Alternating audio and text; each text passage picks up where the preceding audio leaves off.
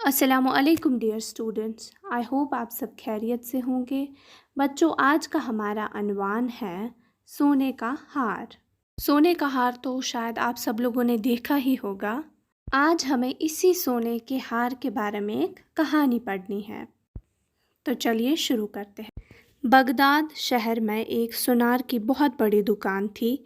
उसके यहाँ 5 नौकर काम करते थे। एक दिन सुनार की दुकान से सोने का एक हार चोरी हो गया।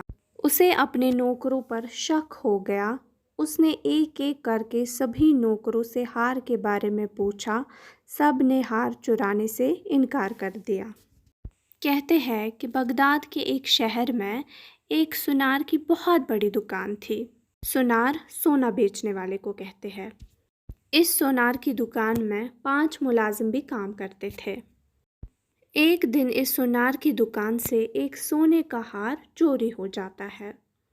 सोनार को शक हो जाता है कि शायद ये हार इन नौकरों ने चुराया है।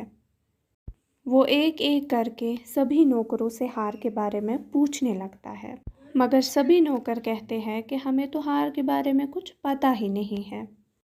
सुनार ने इस बात की खबर शहर काजी को दी और अपने नौकरों पर शक बताया।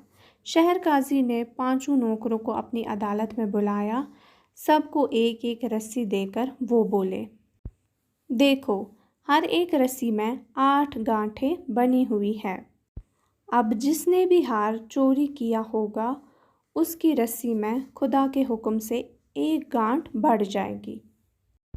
फिर ये सुनार शहर काजी के पास चला जाता है। काजी मुंसिफ या जज को कहते हैं, जो कि कोई फैसला करता है। और ये सुनार इस शहर काजी को कहता है कि मुझे अपने 5 नौकरों पर शक है। ये शहर काजी इन 5 नौकरों को बुलाता है और हर एक के हाथ में एक एक रस्सी दे देता है।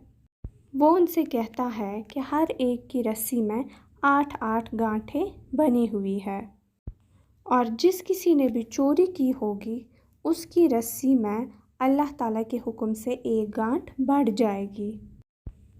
जिस नौकर ने हार चुराया था वो काजी जी की बात सुनकर डर गया। उसने सोचा कि अगर मैं इस रस्सी की एक गांठ काट दूं तो मैं बच जाऊंगा। लिहाजा उसने रस्सी की एक गांठ काट दी। अगले दिन काजी जी ने सब नौकरों को अदालत में फिर बुलवाया और एक एक करके सब की रस्सियाँ देखी। उनमें से एक नौकर की रस्सी में एक गांठ कम थी। काजी जी ने उसकी तरफ इशारा करके कहा, हार इसी ने चुराया है।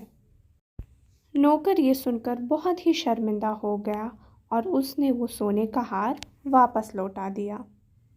काजी जी ने बड़ी अदालत में उसके दोनों हाथ काटने का हुक्म दिया। बच्चों, चोरी करना बहुत बड़ा गुनाह है और हमें ऐसे गुनाहों से दूर रहना चाहिए। चोर को ना ही अल्लाह ताला पसंद करता है, ना ही इस दुनिया के लोग। बच्चों, इसी के साथ हमारी आज की क्लास ख़त्म होती है। आप अपना ख्याल रखिएगा। खुदा हाफ़िज़।